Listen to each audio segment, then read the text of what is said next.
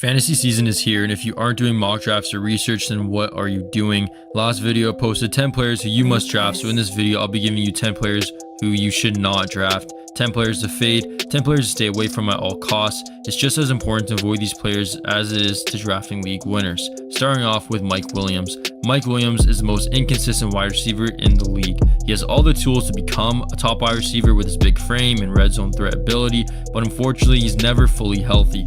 And when he is, 1 week he'll drop 30, but then the next 3 weeks he'll drop 7. He also has Eckler and Keenan Allen to compete with for targets. Plenty of downside for Mike Williams. Another wide receiver to stay away from in the AFC is Michael Pittman Jr. I thought Pittman was going to explode last season, but as we all know, Matt Ryan is now horrible at football. He's now even in a worse situation as he has a rookie quarterback who's predominantly a rusher. This Colts team is going to be a run-first team, and Pittman does not benefit from this system whatsoever. Moving on to a running back, Rhamondre Stevenson. He had a great year last year, but Bill Belichick usually tends to not give his running backs a boatload of touches. One of the primary reasons Rhamondre had a lot of touches last year was because Damian Harris got hurt. If you don't believe me, then why do you think the Patriots are interviewing both Ezekiel Elliott and Leonard Fournette right now? As much as it pains me to say, think twice about drafting Rhamondre. Next up is Dameon Pierce. I'm not entirely going to say not to draft Dameon Pierce, but just think twice about drafting him. The Texans just signed Devin Singletary, and head coach DeMeco Ryans comes from a Shanahan system, a system that's notorious for using multiple running backs. Even though DeMeco Ryans was a defensive coach for the 49ers, he's now the head coach of the Texans, and I bet that offensive Shanahan philosophy has stuck with him. Next up is Jonathan Taylor. Fade Jonathan Taylor, and the reason why I'm saying this is because he doesn't even want to be there. He doesn't want to play for the Colts. He requested a trade and he has no interest in this organization, meaning he's just not going to play as hard. It's a mess in Indianapolis regarding JT right now, and you should avoid him as your first round pick.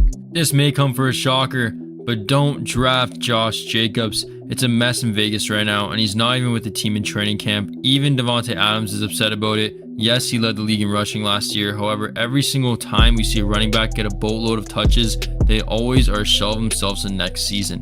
Here's a list of running backs who have received over 310 rushing attempts over the past decade. LeSean McCoy topped 310 rushing attempts in consecutive seasons and never did so again. DeMarco Murray ran wild for the 2014 Cowboys, had 392 rushing attempts. He was an Eagle the next season and cannot stay healthy, only having 8 starts. Adrian Peterson, then 30, rushed 327 times for the 2015 Vikings. A series of injuries kept him to 13 games over the next 2 seasons. As he jumped from team to team, he never approached 300 touches again. Ezekiel Elliott enjoyed his best season as a rookie in 2016 and missed 6 games the following season. At 28, he is currently looking for work unemployed. Le'Veon Bell topped 300 rushing attempts 1 time in 2017, and then he held out for a bigger contract and sat out the next season. He played 3 more seasons for 4 teams, never again was a fantasy factor.